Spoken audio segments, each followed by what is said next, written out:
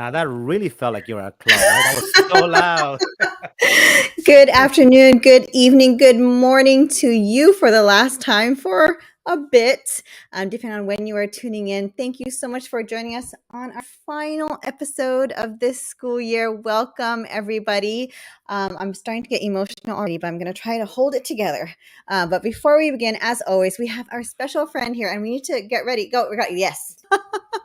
Yeah. I still hear the music bumping. It works every Hey, time. if you only saw me right now, because I'm coming to you, I don't know if you can tell, but this is the hotel room here at CTA State Council. So I literally was running, hoping no one would get in the elevator with me and pushing all the buttons so that I could run to my room, get the computer on. And then I realized the air conditioning was on, turn that off because I did not want to miss being here today with you. So thank you for inviting me one more time. Thank you so much, Billy Joe. You know, it's meant so much to us to have you support us throughout this whole entire journey. But to have you here on our final episode means so much. So thank you. And I don't know if you're frozen or are you still with us? Am I moving or am I frozen? Yeah, you're good. You're good. You're good. You're good. Would you like to introduce our special guest for today? Or are there more words that you would like to impart to us? The floor is yours. No, you know what? I will say this, and if I cut out, just cut me. Let me know because I'm working off my mobile. Right, I'm on a computer, but using my mobile device. I want to tell you that being president is just like being a teacher in the classroom, and it really is about empowering the space for your students or your members to be able to just shine, reach their potential, to start to head down that road, to explore, right? To explore what they're meant to do, and eventually will be later in life. And so I kind of feel like I'm lucky because in so many areas as president, I've got 2 years left, but in so many areas, I've just been able to open up spaces and places for people. And we have so many amazing things happening, not only in the classrooms and on campuses, but just throughout our association. And with you two, I've said this before, but I will say it again. It's almost like I feel blessed to be along for the ride. And that is a feeling that I have not had since I was in the classroom. When you're in the classroom and you have those struggles day to day, and then all of a sudden you see the aha moments, or you see that one person who normally doesn't smile come in smiling. I feel like with the two of you that I have been given this opportunity to be along for the ride, and you have taken our membership along for the ride, and you've inspired people to step up in new ways. People who are like, I can't talk, I can't go on this show, I can't do this, to then come and do it. And I want to, lastly, before I talk about who's coming on next, is just say thank you to your families, because I think that whether it's union work or what we do in public education, our families sometimes are the ones who give so much of us away, because they believe in what we're offering for our students and for our union. And so I want to thank your families on behalf of all of our HLPTA members and our HLP family. So that being said, let's move on and get the show started. When I heard of your next guest, I was like, gosh, there they go again. Just like pulling stuff out of my head that I would love to see. And so I'm going to let you do the actual introduction, but I just want to say that this person who is coming on today is one of those people that is a lifelong learner, just like us, who understands that none of us know everything. We know something, and we should always want to learn, and who has a heart for doing the right thing, and I think this episode encapsulates what HLPTA really wants to be. We are all encompassing. Everything's student focused, and that means relationships with each other, with our members, with our students, with our students' families, with our administrators. It's not an us against them. And what we don't want is to ever come across and create more trauma or chaos in our students' lives. And so to be able to also bring an administrator on that can be representative of many administrators that are out there in our district that we're lucky to have. I'm proud again that HLPTA is doing this. So I'm going to say hello to her when she comes on, and then I'll jump out. But I'm going to leave it to you to introduce her. Thank you so much, Billy Joe. There are so many things that hit home with what you just said, and we just want you to know that our sentiments are the same, and we feel like we are on for the ride. So thank you for bringing us along. We definitely would not have been able to do a single one of these without your help, without your support and support from the team. So anyways, you'll hear more of that later. Thank you so much. We don't want to leave our wonderful guests waiting. This amazing author, which also happens to be one of our administrators, but is an expert in what we're talking about today. Dr. Lopez, thank you. Welcome to our show. Thank you. Thank you so much for having me. Thank you, Billy Joe. I'm super excited to be here. And what really, really just stands out to me is what Billy Joe just said, and that's that collaboration, and that we all have that same focus, and that student success. And my role is, how can I best support my teachers to give them the opportunities and the freedom and the professional ability to do what they know is best for students, because it's our teachers that are in the classrooms with them every day. So I appreciate that collaboration, and we have open dialogues, and it's always centered around what is best for our students. So thank you for having me. Super excited to be here. Thank you so much. And All Billy right, Joe, Dr. if you have Lopez, to go. Ricardo, Teresa, I'm going to jump out, but I will be listening because I want to hear this. I love these shows. I want to hear what Dr. Lopez has to say. And of course, I have been waiting for this cliffhanger to know what's coming next for the two of you. So do not try and finish this episode without that. So I'll be here. You'll see me in the chat. Thank you, everybody. Thank you, Billy. Bye, Billy Joe. Thank you. Thank you for putting us on the spot. Awesome. Okay. All right. Welcome, everyone. Thank you so much. We already have quite a few in here with us. Thank you. Welcome to our year-end reflection, our final episode of the school year. And I think, Ricardo, if you counted correctly, how many episodes did we get to do? 40. 40. 40 I don't episodes. even know how that happened, but it's been such a blessing. And so we're just going to let you know how our episode is going to go today. It's going to be a little bit different. We have our wonderful guest, Dr. Lopez, with us for the beginning to kind of wrap up our conversations about distance learning and coming back from distance learning, as she is an expert, but she's an author in the field. So we were so blessed to have her here. And we have had some administrators who want to join us too. And so next year we look forward to, getting the opportunity as well. So we're going to start off with you Dr. Are next. You're next. We saw you. Okay, so we are going to start off with her, and then after that, we're going to go in and just go through some reflections and get all emotional. We're just going to let it happen because it's our final episode. So thank you so much for the hearts and the support, everybody. Did you all right. introduce yourself? Just wondering. I forgot to introduce myself. Can we start over? I'm just kidding. Go ahead.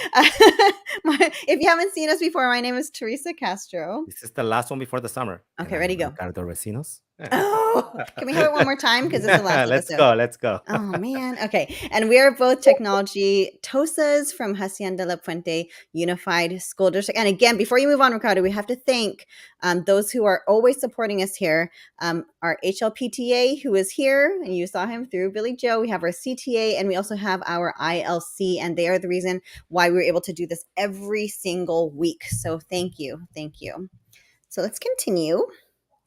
All right, so we do have some special guests today. Of course, like we said, Dr. Lopez, who is here with us, and we also have some student voices that we're going to listen to today because we know they are the reason why we're here. So we had to save them the best for last. And even though we love all our guests, but we're here for the kids, so I'm excited to hear from them and their experience in this last few years. So I'm excited by that.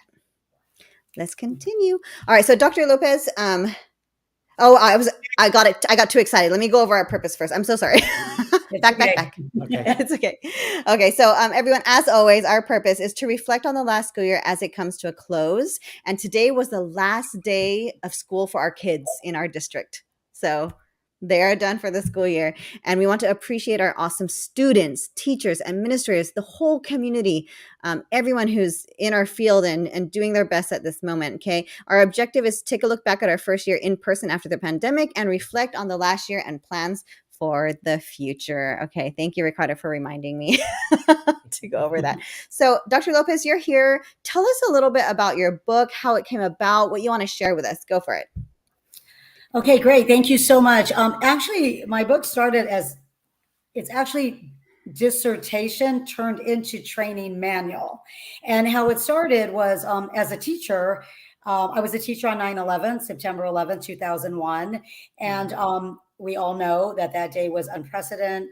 The tragedy was something of a magnitude that had never been seen before.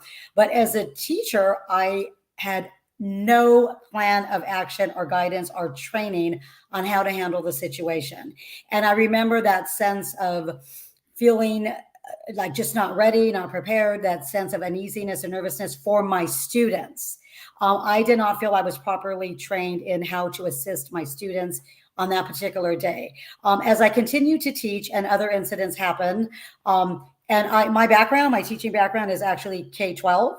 So I've taught and or been an administrator from kindergarten through high school. So throughout my experience, what I found was that I felt a lack of training when it came to emergency situations, emergency preparedness. So that was always a passion of mine that I thought was of utmost importance, because I've always said, if students don't feel safe emotionally, intellectually, and the facility is not safe, it really hinders learning. Because to be in a safe environment is an environment that's conducive to learning. So I had the wonderful opportunity in my doctoral program to be able to do extensive research on emergency preparedness planning. And in that research, I was able to compile data from 11 different school districts in Southern California. Wow. And I was able to compile data from my sampling group, which consisted of over 115 years of experience combined. So my dissertation actually ended up turning into a training manual to prepare administrators in order for the administrators to be able to prepare teachers how to respond to and handle emergency situations. I remember being in the classroom and 9/11 happening and having one of my students coming in crying. And she said, my dad is a firefighter and I don't know what's going to happen to him. Is he going to be sent to New York? She didn't know what to expect. She had no idea. And I hadn't been trained, so I didn't know what to say to her. I didn't know how to help her because none of us were trained for that kind of stuff at the time. I remember that. Yeah. Absolutely. Yeah. So, you said you worked with so many districts. This is just districts in general, right? So how prepared do you feel school districts were in general to respond to the closure of schools? Okay. This is not to the fault of any school districts, but we were not prepared. So my research showed that we were not prepared to the closure of schools related specifically to a pandemic. So prior to the pandemic, all of the research shows that school closures were shorter in time, that they were typically related to weather. And so my research, even though my sample was California, my research actually encompassed like national data. So prior to COVID, typically it was because of weather-related incidents, natural disasters, perhaps environmental issues in communities. There was not as high of a priority on what to do in the case of long-term school closures. Right. And what my research showed was that districts were not only not prepared, but in fact, the preparedness manuals that were coming out as the pandemic was heightening, if you will, because it was so fluid. So there are manuals with FEMA, the Federal Emergency Management Agency. There are manuals with Homeland Security. But when it came to long-term and immediate school closures, my research found that there were really not adequate plans in place. And as a result of that, teachers were forced, if you will, to have to come up with other methods, modes, modalities of how they were going to instruct their students. And administrators had to find ways to be able to support their teachers to be able to do that. So in general, my research demonstrated that districts were not adequately prepared. I feel strongly that districts, including our own, handled it the best that they can with the resources they had at the time. And I feel that it is a huge lesson to be learned, because literally it hadn't happened in 100 years. But just Right. because it hasn't happened in 100 years doesn't mean it couldn't happen. So if one lesson, comes from this, it's that we have to anticipate what may happen and be prepared in case it does. Absolutely. And, I like how you made the point, how a lot of it, the world wasn't prepared. Let's just say the world was not prepared, but how a lot of this also fell on the teachers as well, as administrators and everyone. So I know everyone felt that, and those who are listening with us can remember that day and feel that, pressure to try to hold things together for the kids, so wow. Let's continue. I remember last week we shared that picture of that classroom that stood still. Remember? Mm-hmm. That teacher left and it was the same. It just sat there for a year and we never came back. And it was just something that we were not ready for. Yeah. Right. Yeah. And, to that note, Ricardo, it's interesting that you said that, because as the site administrator, I was still on the site, and I went to every classroom and I documented. I took photos in every room, Wow. and it was so powerful because it was like a moment frozen in time. The date was on the board. Upcoming events were posted. Flyers were there. Student work in our art class. The student work was incomplete, if you will. And I remember as an administrator, an overwhelming sense of sadness. And I was optimistic that, they were going to come back. When I say they, it was our teachers, our students. But because of, again, it was so fluid, and we were learning really as it was happening. As the days progressed, I realized that they probably weren't going to be able to come back to complete the year. So just very, very interesting, because it was very emotionally charging, very powerful. And how you said, we didn't know whether we were coming back. I remember leaving and teachers going, okay, we're going to be gone for 2 weeks, right? Okay, 2 weeks. And then 2 weeks turned into something else, and then something else, and something else. And wow, just remembering that just brings back all these emotions. Let's continue here. What systems, if any, were in place to handle the transition to distance learning, and what were the repercussions? Okay. Truthfully, there were not very many systems in place. I mean, to be transparent, there weren't. We had systems in place for shorter term. Like if students are out, we can provide packets. If students are out, we can have parent pickups. But as far as the longevity of it, it was the teachers. It was the teachers that made it happen. Thank you. Yeah, there was that sat in Zoom meetings with me, and my role was to support. My role, I mean, as a teacher, I taught for 13 years. I had a good grasp and understanding what it was like to be in the classroom, because I taught for 13 years. However, I never taught during a pandemic.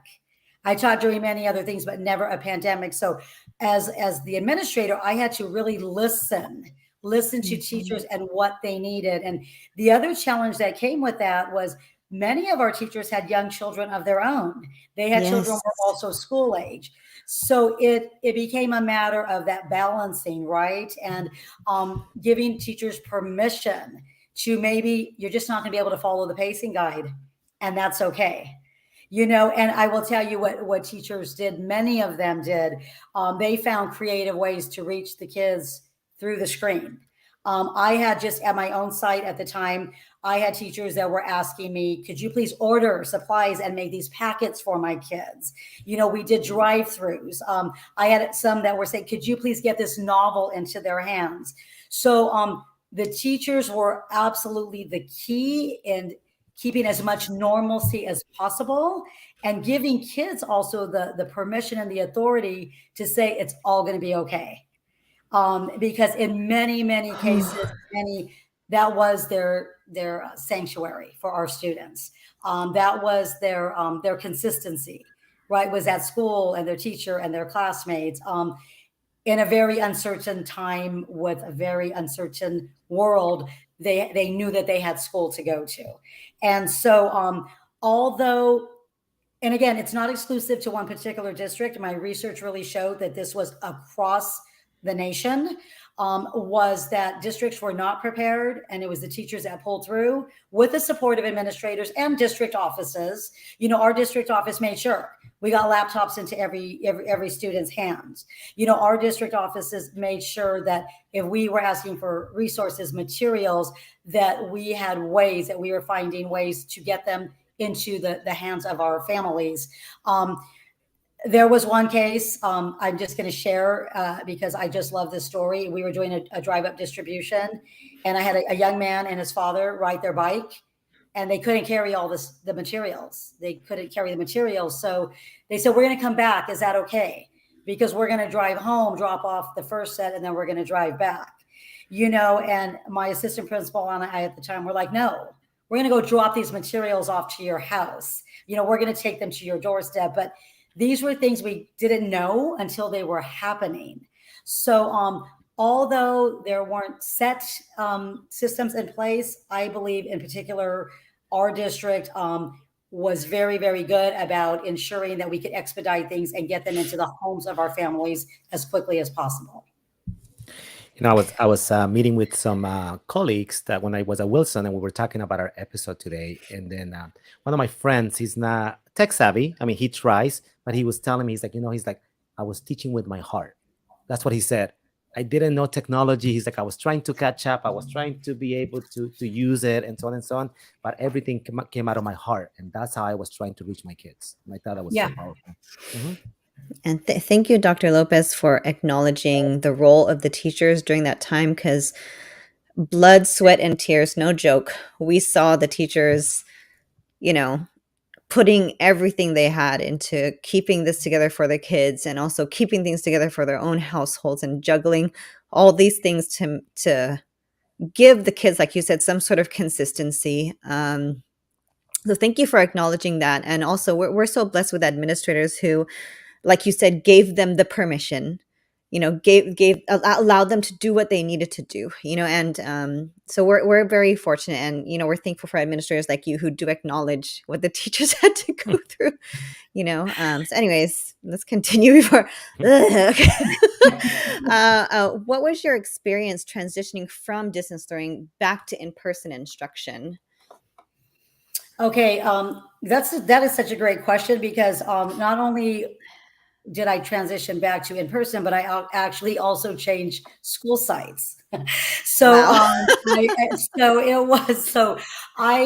it was a challenge, but we overcame it.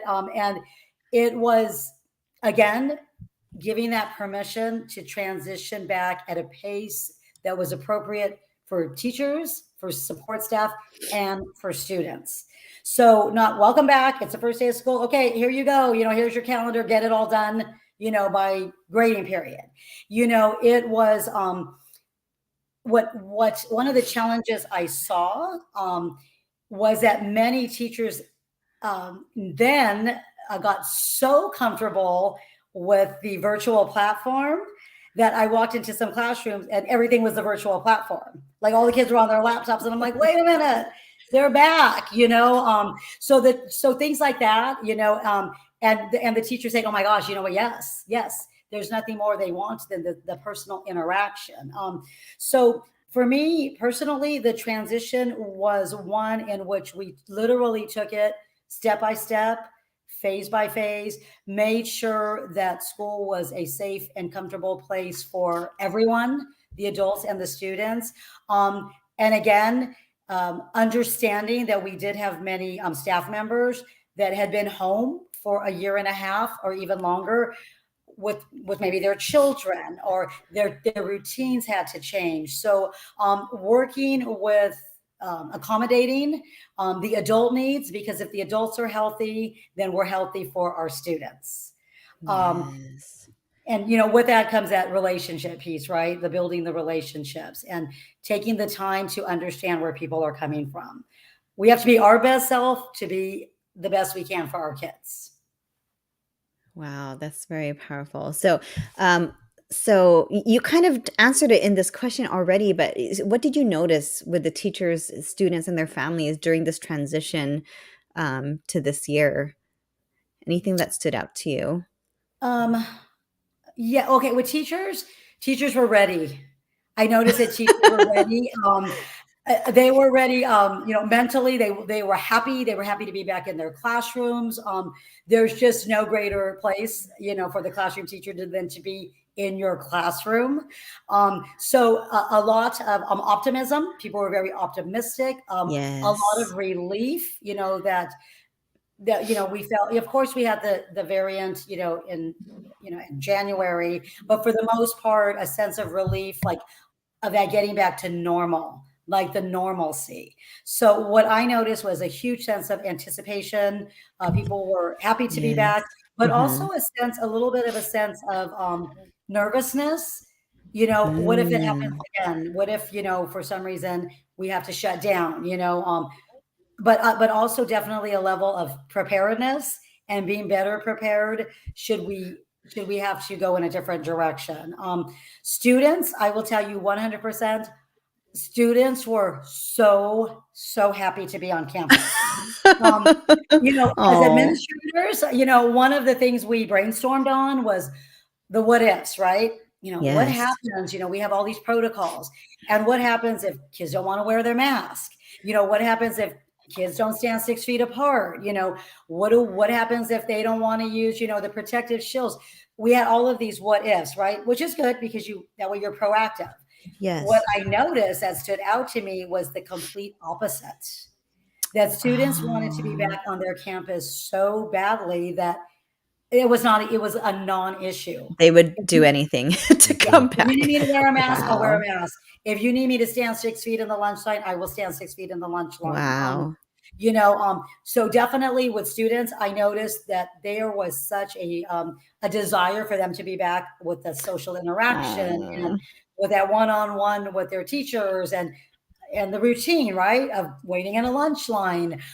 That I actually found that they were just compliant to a measure where I'd be like, it's okay, like it's okay, like you could take your mask off to drink water, so oh, and then the families, definitely, I can only speak from my personal experience, but there was definitely a sense of nervousness of what yes. is the school doing to keep my child safe, Mm-hmm. Yeah. um, which was valid. It was completely valid. It was, what is the school doing to keep my child safe? And again, I am gonna give a shout out to our district because I felt like our district gave us the resources and the tools to reassure families that that we had everything in place that we needed to keep their child safe. I will say, going back a little bit during the closure, Mm-hmm. I think it is kind of funny because we actually had parents that were like, "Can you just stop emailing me? Just like stop." Because we were bombarding them with information because we wanted them to know everything. And they were Yes. like, just like stop. Like, I don't want to look at one more thing via an electronic media again. So we listened and we toned it down. And just a sense of nervousness. But I know that once parents were reassured and we were very transparent of letting them know what was in place, I do know that they felt much better about their child's safety on the campus. Wow, that is a great deal of insight. Especially, we do have viewers who are no longer in the classroom, or people who are not in education. They're just following us for our tech, and for those of us who are in different situations, elementary versus high school, middle school, those of us who are outside from the district. I've learned so much in what you said, and just picturing the students being so eager to come back that they're like, we're not going to give you any problems. You just tell us what to do because we're just happy to be here right now. So, Yes. wow, wow. I Yes. was laughing because you know what Dr. Lopez said, right? We actually did a training, Dr. Lopez, that was called "Inform Me, Don't Annoy Me," because we also heard that from the parents. You kept sending me emails, flyers, texts, and so on and so on. That they just felt like overwhelmed with that stuff, and we did a better job with that. I think. Yeah, we figured it out. Yes. Oh my gosh, we feel like you need to be here for a few more shows, but we know that we do have to go on. Do you have any other final thoughts that you want to leave us with, or anything you want to say? Any shout outs? Anything you want to say? I do think I want to emphasize that this was challenging for districts throughout the nation and really globally. Yes. Mhm. This was a challenge. It was something like that had not happened literally in 100 years. And I just want people to give themselves a pat on the back, either for having gone through it, for having successfully gone through it, because I get the pleasure of being able to get the perspective of the parent and the student and the community, and the work that our teachers did to maintain that sense of normalcy. So I think everyone needs to, and if you're not in the classroom, and you are a supporter of someone else who is in the classroom, or just educators in general, or you're more interested in the field, your support, whether it was outright or verbal, or really meant a lot. And I want to say that is what got us through it. And there are a lot of lessons to be learned. I always say, I will leave with this note: my research is research that I hope no one ever has to use. But I want it to be there, and I want people to be prepared just in case the day ever comes that we do need to use it. So thank you so much. Dr. Lopez, thank you so much. We've learned so much, and that just kind of brings us full circle. We were able to talk to teachers from different levels, and now we're here with students, but to talk to you. So thank you so much. You are more than welcome to stay for our show, but if you would like to go, we're just going to continue and go on with our reflections. Ricardo, is there anything else you want to say in No, case I she just wanted to decides to leave say us? thank you. I just want to say that I reached out to Dr. Lopez. She was like, "Yes, I will do it," and we're just so thankful for you Thank you being so much. here. I know you're Mhm. volunteering your time and your expertise. And so we appreciate you so much. And for all the things you said, especially for us teachers to make us feel validated and valued. So thank you. Thank you so much. And again, you're welcome to stay, but you're also welcome to go. So thank No, you it's so much, my Thank Dr. you. absolute Lopez. pleasure to be here. I thank you for this opportunity. So happy to be here. I would like to stay because I'd love to see the student voices, the student insight. So Perfect. okay, Sounds thank you good. All right. both. Thank you everyone. Thanks for the Thank you, opportunity. Dr. Thank you. Lopez.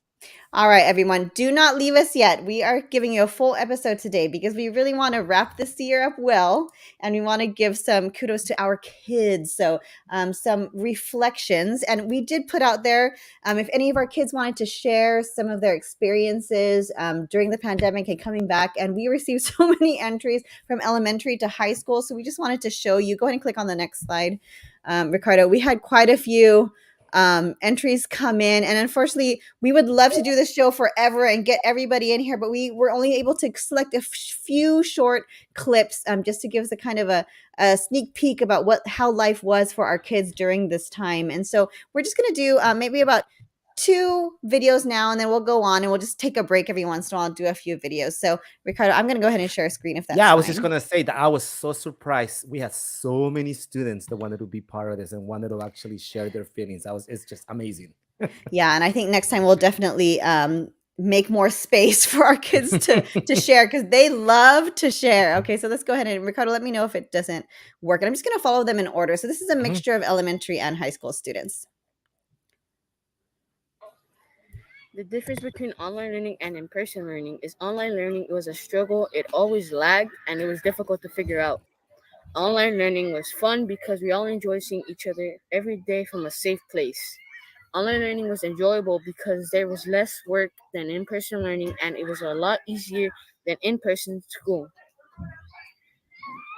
In-person learning is more of a struggle because we have to work harder, and because of online learning, we've got used we got used to an easy way of learning. It's a big change to go back to public school and have more pressure on you to work harder in class. When going to in-person learning, you need to wake up earlier, and this may cause tiredness, which will cause problems during learning. Wow, you can count on our kids to be honest, right? If and we're going to hear different opinions here too, and it's great how the student here gives us the pros and cons of both. But yeah, that is a reality that we didn't realize. We're like, all kids want to come back, and I'm sure they all were, but it doesn't mean that it was easy. It was also a challenge to transition back. Waking up on time, having to be in school for long hours again. Well, I know I'm always talking over them. One more before we continue.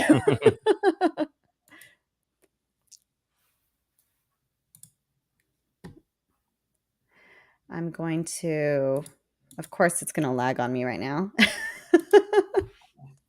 Try to go back. I'm just going to try to go back and let it reload. There we go. Let's try this one. Hi, my name is Nevaeh Gray, and I'm going to be sharing my experience of distance learning versus back to face-to-face learning. So my distance learning, I was worried at first. Why? Because it was new. I didn't really know technology, and I was still getting the hang of it. So I was so confused once the school went off. Then they started to introduce Zoom, and I was like, "What is Zoom?" Well, and I got the hang of it after a while, of course. Online testing was different because we saw each other on screens, which is pretty rude. And then, getting stuff done was hard because sometimes the Wi-Fi would go out since everybody was on the Wi-Fi, and so it would just crumble and stuff. And finally, it ended. Then we went back to face-to-face, but we still have to wear masks. I still feel safe with the mask. It's been a lot easier, for sure, because I'm not good with technology that much and stuff. I really like that stuff are easier now, because it was a lot harder on distance learning, because you had to figure it out on your own, basically. Still use the technology stuff like Pear Deck and stuff, but yeah, it's been a lot easier ever since I came back. The only thing I hate is that I cannot actually. I have to wear masks and stuff, but because I have to be safe still. So, hi, my name is. I'm sorry. I can't not giggle watching these kids because one, they're so brutally honest, but it's so true. Just things like, I hate wearing this mask. Like, I have to wear this mask all the time. And, the shock, just think of the shock of our kids going straight to distance learning, going, Zoom, what's Zoom? What do you want me to do? Like all these things. And it wasn't just the kids, right? We had a lot of us. Like, what is Zoom? It wasn't just the kids. All right, so let's continue on with our show, and we'll take little breaks to hear from a few more of our kids. So let's continue, Ricardo. All right, so everyone asks us all the time, especially now that we're in our 40th episode. I feel so legit right now.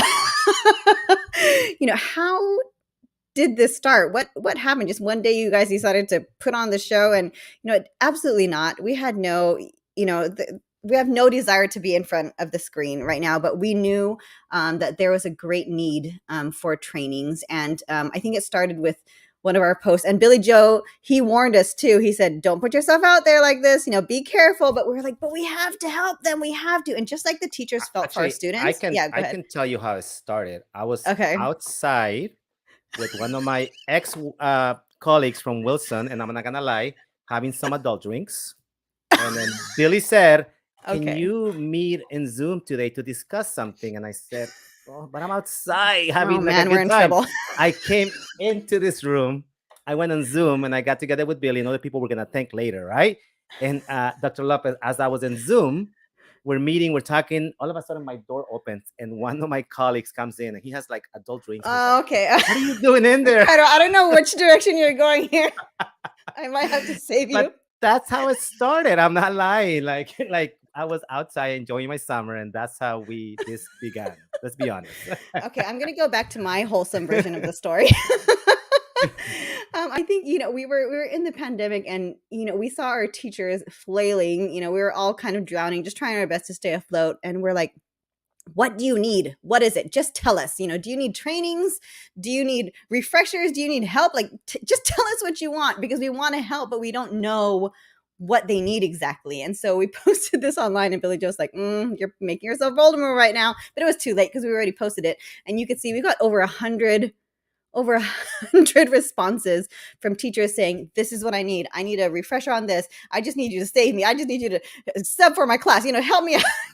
Give me a day. There were so many things. And I think the teachers really needed, of course, training. They needed refreshers, but they also needed an avenue to be able to vent about what they were going through. So that is really how it started. And as we went through the comments, we said, you know what, aside from the venting, which was true and also somewhat comical depending on the teacher, we saw the need for training and saw the need for refreshers. And we didn't always have the time to do that. When we were on the pandemic, we did have our weekly tech trainings with our district, but some teachers were like, no, I'm still in class right now. Like, I can't go there right away. So we had to figure out a new way of providing PDs. And what we ended up thinking of was, you know what, we'll provide the PDs, and then the teachers will just watch on demand whenever they can. And we will ask them what they want to see. We'll do a training on it, and they can just watch it whenever they can.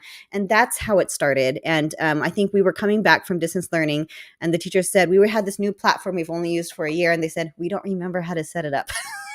Can you help us? And that's where it began. It started on our very, very first episode before the beginning of the school year. And yes, so Ricardo's story is a true story that really happened. And we asked them, you know what, can we do this? Can we do this for our teachers? It is voluntary. No one's getting paid for this, but they need it. If they're willing to come, great. And if not, it's fine. And they said, you know what, we'll back you up. We'll back you up. We'll support you. Go ahead and do this for our teachers. If they can come, they can. It's all voluntary. And we did. And we had over 100 teachers with us volunteering their time just to make sure they had everything together Not for only when the teachers kids from came our back. district, but we had teachers from other districts joining us. Yes, I remember. We did. We had teachers from other districts going, okay, we need to refresh on that too. And our districts did their very best. They did the very best, but the teachers needed specific things, and we were running out of time. So that is how it started. That's how it began. Anyway, so let's go ahead and continue. So we did want to talk a little bit about those people that we were referring to earlier who pulled us onto this Zoom meeting, and kind of, we didn't know what we were getting into, but it all sounded great. And so our wonderful president, whom you have seen many times, Billy Joe Wright, our HLPTA president, he was like, you know what? I'm here to support teachers, but I'm here to support you, because if I support you, you can also support the teachers. And so we're like, what is he talking about? Okay, here we go. Let's go. And so he pulled us in with these amazing people from CTA. We have Brian Guerrero, I always say all the names wrong, who is, let me see if I get it right, Instruction and Professional Development Staff for Division 3 for CTA. And then we also have a CTA staff over here, Kelly Iwamoto, and he introduced us to them. And they said, okay, that's what you want to accomplish. You want to support your teachers. Here's how we can help you. And so this is, we're here because of them. So we thank them so much for supporting us, and saying, you know what, these are the topics you should do. Here's how you support your teachers. Ricardo, is there anything you want to say on this one? Oh, I'm yeah, just like blabbing. I remember, again, I remember going to that Zoom meeting, and then, Brian and Billy and Kelly talking about ILC and presenting this opportunity, thinking that, it would be good for us, it would be a great opportunity for us to get out there and do professional development by teachers, for our teachers. And this opportunity came, and I think you and me were really blessed at the time to be there at the right time and to be able to volunteer our time to do this. And I think the rest is history when it comes to this first year. And I think what you said was key. Their thing was, we want training for teachers by teachers. And so I think we have been blessed, us being teachers and also being able to bring in guests who are teachers as well. And yeah, I mean, so much to say there. Yeah, but you said it best. It would not happen, if it wasn't for these amazing people right here that gave us the opportunity. We would have tried. I think we would have tried, knowing us, but we wouldn't have gotten the reach that we would have got, that we have received from them. So we've been able to help our teachers in our district, other districts, other states through the country and worldwide at this point. So not for us, but for the teachers and for the kids. So thank you. Thank you. I know you're not with us on the air right now, but thank you so much. We can't say it enough. Thank So you. before we continue, let's watch a few more videos from our kids. So I'm going to share a screen with you. All right, here we go. So let's listen to what's our third one, right? Okay, here we go. Going from distance learning back to in person is very different because when we were distance learning, we would just be in our room on our laptops, maybe in our bed, or if we had a desk, just sitting down. And sometimes we'd be tired, so take a nap during classes and not really paying attention that much, or just not be paying attention due to other causes in the house, like maybe a TV or siblings or parents coming into your room and talking to you and distracting you from the work. And you could just turn off your camera, your mic, and the teacher wouldn't really know if you were there unless they called on you or if they mandatory cameras on or mics on. So that's like the main cause. And then also there was only 3 classes per day, which ended up ending at 12 something. I don't remember the time, but at 12, and then just um, after that you could do whatever. But since going back to regular, it's all day, 6 classes long till 2:55. Seeing everyone, being in person, being in contact with everyone is way different. And at first, it was hard to get used to because of the sleeping arrangements and waking up. But now it's pretty cool being back with friends and seeing other people during school. Wow, and that's that's so true, right? And I know, yeah, all of our teachers, they all were really honest about talking about how it opened the doors to some of the life of our students that we were not aware of. I mean, he mentions it, right? Having to take care of my siblings while I was trying to attend class, right? Something that we never thought about, right? Some of our kids having to have jobs, right? Or doing or things that we didn't know about, or we could only, couldn't even imagine, I guess. So yeah, that's powerful. Yeah, absolutely. And that transition back of having to adjust again to waking up on time, to have the endurance to be at school for that long. You don't think it's a big deal, but it is. These are kids growing. You got them used to something for over a year, and now they're expected to come back. But overall, still happy to see one another. So let's watch one more before we continue. Distance learning was hard for everyone. It was something new to all of us, teachers and students. And honestly, it was very hard to stay motivated last year just because we didn't know what was going to happen or if things were going to go back to normal. And we all were kind of hoping that it would, but unfortunately, we all had to adapt of a new way of life. The pandemic totally changed everybody's life, and coming back to school, it's brought more challenges because we had to go a whole year changing the way we knew how to do things to now coming back, figuring out how we were going to change, our schedules and our lives back to how they used to be, even though things would never be completely the same as how they were. And honestly, it's just the fact that we were so kind of accustomed once we changed, to distance learning. We're so accustomed to being in our little bubble that I think coming back, we all faced a lot of challenges with socializing. And when we came back to regular school face to face, it was kind of discouraging and a little bit nerve wracking for all the students because, we had been so comfortable in our little zone that when we came back, we just didn't know what to do and we didn't feel like socializing. That I think that's something that we overcame. Are these our students or are these college students? I'm a little It's confused right now. so proud to hear these kids, and to be honest and to be real and to tell us exactly what they felt. I always think about that kid that went from maybe just having 1 year in middle school to all of a sudden being a freshman in high school, you know? And she talks about the Yeah. social skills, right? I mean, they lost a year and a half of that, to be interacting with their friends, being around friends, knowing how to, behave and act is insane. Very, very powerful to hear straight from our kids. And Mhm. some really eloquent kids. I mean, like, wow, how old are Yeah, you? these are my students. Yes, obviously. Oh my goodness gracious. Here we go. All right, let's go back to our presentation and let's continue a little bit more. So let's go past this slide. Keep going.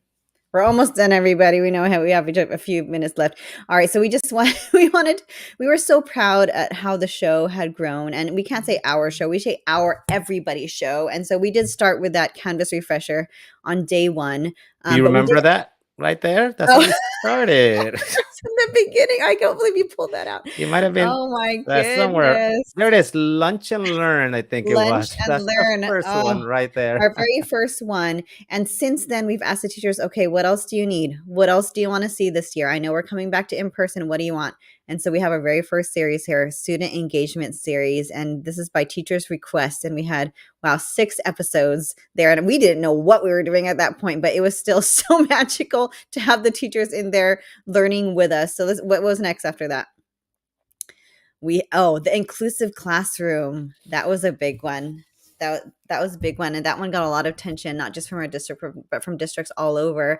And our teachers wanted to know, like, especially coming from the pandemic, how could we make sure that our instruction is inclusive to everybody, right? So yeah, very cool. And next, let's keep going. We'll go quick. And what are we celebrating today? Remind me what day it is today. Global. Oh, What is Ricardo. it exactly? You gotta remind me Oh what my it goodness, is. I posted about it earlier. It's Global Accessibility Awareness Day. So as I was thinking about that today, Yes. and I went back to our series and I was watching some of the episodes, and I was just so proud that we were able to provide this for our teachers, but also for our Yeah. students, and to make sure that our Mhm. students feel like they belong in the classroom. Yeah. And I think we're getting a lot more views of that just this week, probably hmm because of the day hmm today. So very Yeah. cool. Let's hmm continue. Okay, so oh wow. Okay, Ricardo's laughing right now. The social emotional learning series. I'm going to tell you right now, he did not want to do it because he was like, nope. So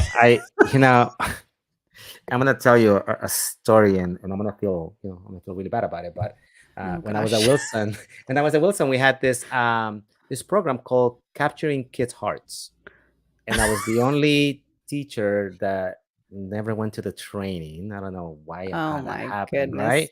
And at the time, my vice principal called me and said, "You're the only one who hasn't gone to the training." And my response was, well, the moment that I cannot make those connections with the kids, I'll be the first one to be there. And so I've always been very, I wouldn't say negative, but I didn't buy in, if you want to put it that way. So when I saw this idea that came from our teachers about social and emotional learning series, I was like, it's gonna be one show. That's it. It's gonna be one show. He And said, Teresa, you got one show you to make got it work. one One show. show, I'm and like, it all right. became 10 or 11 shows, It and I became am our biggest series. so thankful. I am so blessed. I learned so much with you as we were doing it, planning. I mean, my whole opinion changed and the importance of social emotional learning. So yes, I always say that we learn with our teachers, and that's what happened to me in And this our teachers series. definitely changed him. It definitely did. And I think, I think he can say with full honesty now that he is a lover of all things SEL. And So, um so Jamie Milan, I'm ready for my Capturing Kids' Hearts. Sign me up. and it did open the doors so much because our SEL series got so much attention, not just here, but also worldwide, that we were able to host a worldwide event just for SEL. And I think we totally did not expect that to happen, especially with naysayer Ricardo in the beginning, who didn't even want to do it. But but we're thankful. And so it just shows you how flexible teachers can be when they know what's best for their kids. And you So, and you know and again, just to be able to to carry that flag and to put out there what our teachers are doing in the classroom when it comes to yes. social and emotional learning. Now we're meeting with people from Africa, and I think it was Europe, right? Yes, Spain and all over. England, and so on and so on. And And just telling our teachers for stories. them to Yeah. see what our teachers were doing hmm when it came to social and emotional learning, right? I'm Yeah. trying to remember the word in Spanish, tiempo de paz, right? Time of Yes. peace, right? And then people are like, can you show this to the whole world, as we did that webinar for the whole world? And that Because of, doesn't belong to us. Those are our yeah, and teachers. to be able to, we always say that, to Yeah. tell their story, and that's what we Yes, did through our social and absolutely. emotional All right, learning. let's keep going. Let's keep going. hmm You see, So I'm then all about social and emotional I learning. I would know have been he's like, all let's about it go. now. We're going to go on forever. Okay, let's continue. All right, so Oh, our next one, okay, this has to be Ricardo's This is favorite because like this is his baby, the March Madness series, which is all of if you March. know me, you know all I'm about sports. And March came, and I said we have to do this, right? And here I am A- rolling my eyes. I'm like, oh gosh, do we have to? but to be able to go out there and touch on some of the, a lot of the technology tools that we use on an everyday basis with our Mhm. teachers, with our students, it was such a great series, I think, right?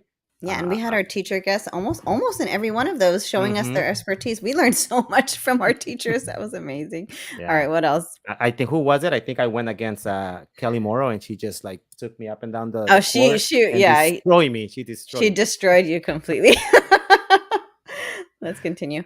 All right, so oh wow, this one surprised me. Our introduction to augmented reality and virtual reality. This one, Ricardo took charge of this one, and I learned so much, so much. Do you want to say anything about that one? I think the only thing I can say about this one, it really um, made me understand how much, and I don't want to make this about us, but how much we care. Uh, we were both on spring break. We were both with our families.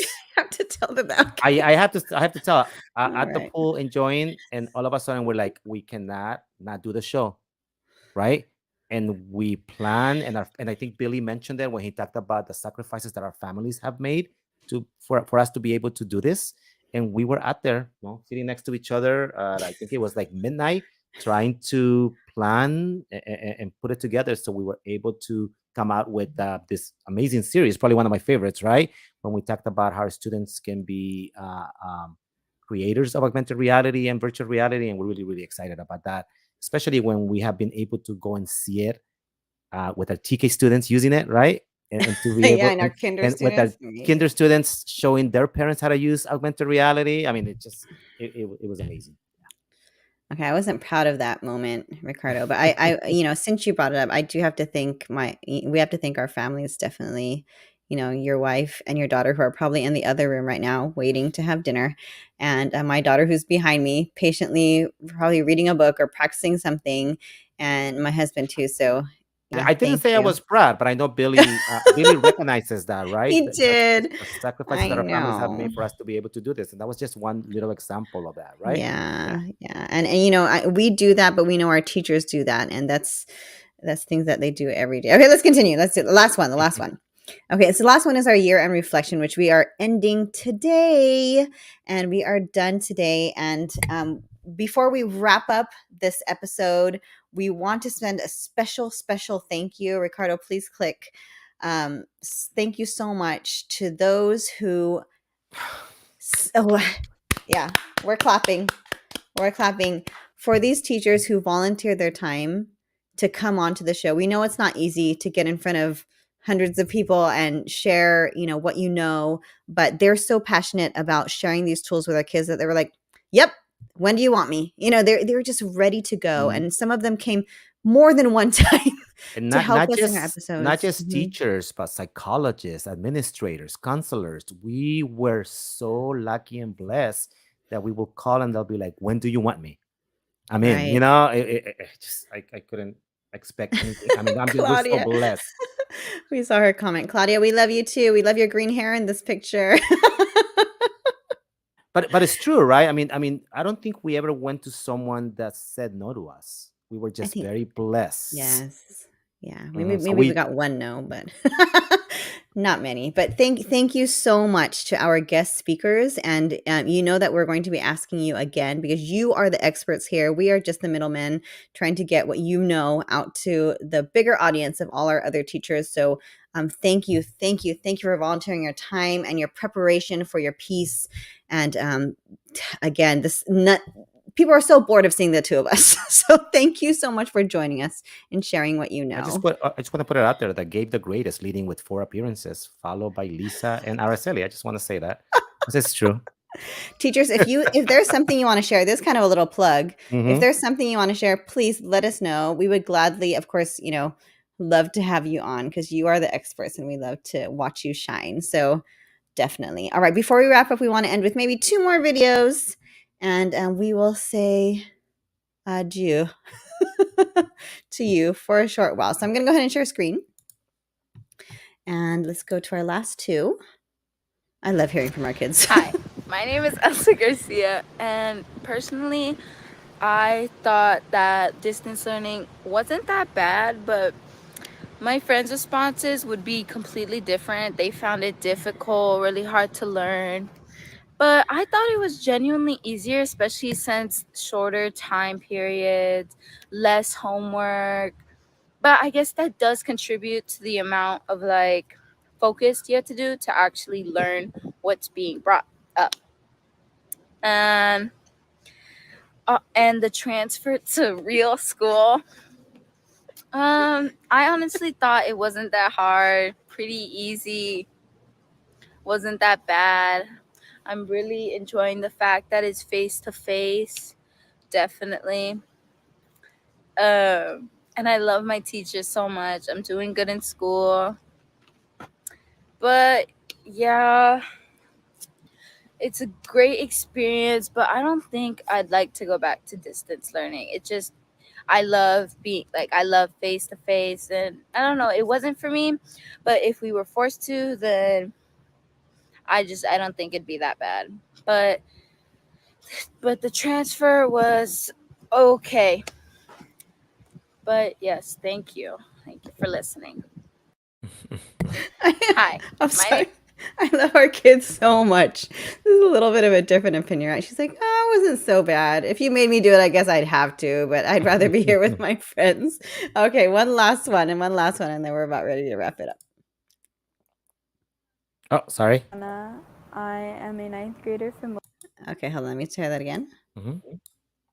Hello, everyone. My name is Donna. I am a ninth grader from Wilson High School.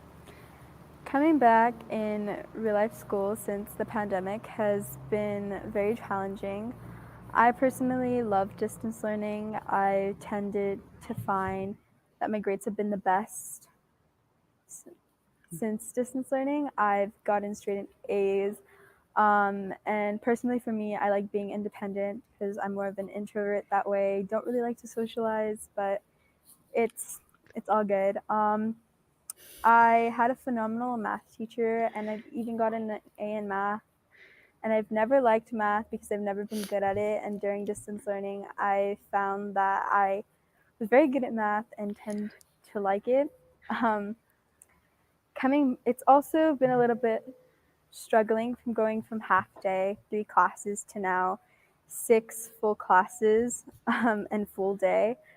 But it's all good because I get to see my friends every day at school, see my teachers, ask for help in the areas that I may struggle in by myself, and have all these big school events that are very exciting here at Wilson, like rallies and spirit weeks and so many other fun events. So, yeah. I think we can go on for a while and watch all of these videos, but we're not going to keep you here that long. And so it was really enlightening to hear from students saying, I really thrived in distance learning, actually. You know, I love coming back, but I did really well for the first time in subjects that I never did well in before. That's something I never even thought to hear that from the students. So hearing that was a big surprise for me. Anything you want to say about that, No, Ricardo? yeah, surprising. But I also wanted to make sure that we thank again our teachers because they are the ones that decided to use this Flipgrids in their AVID classes, in their math classes, and they were kind enough to share these reflections with us. So I wanted to make sure that we thank those teachers that had this as part, of what they were doing in the classroom, and they were kind enough to share that with us. Billy Joe said so many people said that. We're all in our little bubbles sometimes, so we've learned so much from our kids, from our teachers, from our administrators, from our supporters like you, Billy Joe, and the CTA as well, and our ILC. And I wished I had, really prepared for this last episode a little bit more, but this is what it is, always informal, and we can't thank you enough. And we know we Ricardo kind of left you on a cliffhanger about what's happening in the future. He didn't mean to. He just didn't want to answer the question. We run out of time, and I'm sticking to that story. That's the way I see it. I mean, honestly, all we can really say about the future is that we love what we do, and we know it's a work of heart. And this was our passion project to be able to help teachers, just like our teachers are passionate about what they do, and they volunteer their time. And I don't see us, if allowed to, we would love to keep going and providing trainings that the teachers need. And what is it, Ricardo? I see you bring something in. What are you doing? Short term, that Oh, wow. I'm one of those people that does not dance, so I Oh can't my goodness. go Okay. much into detail about what this is going to be. But we were very, I think, lucky and proud to be asked to be part of something really amazing. I can show you just this little part right now. Oh my gosh.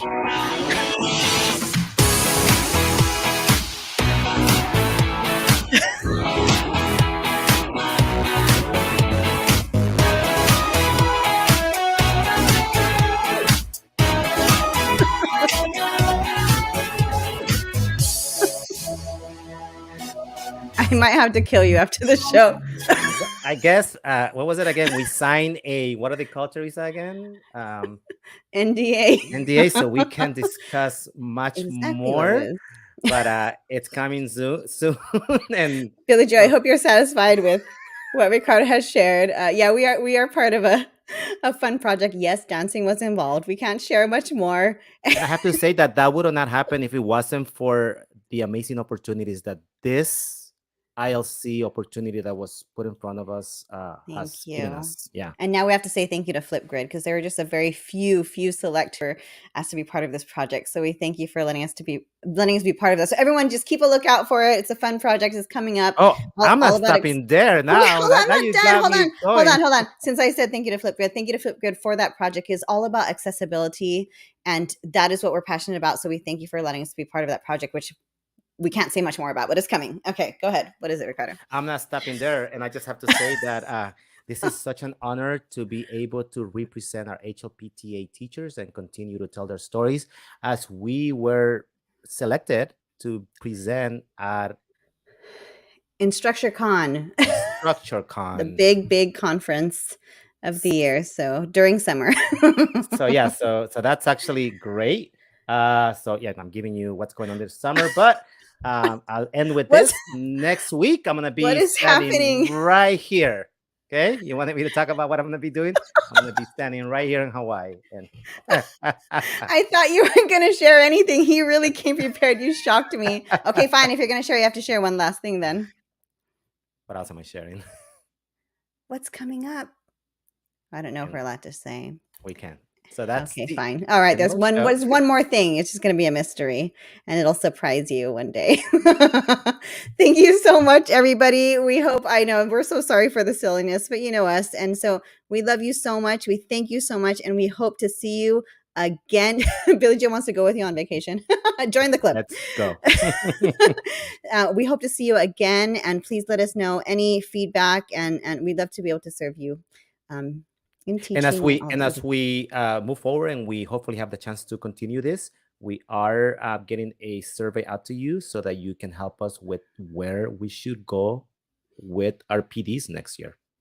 Yes, right? Please fill out the survey. We don't know where we're going unless you tell us what you need from us. So this is for you. So thank you, everybody. Have a great summer. You will see us soon enough. Thank you so much. Thank you so much. Bye-bye. Bye.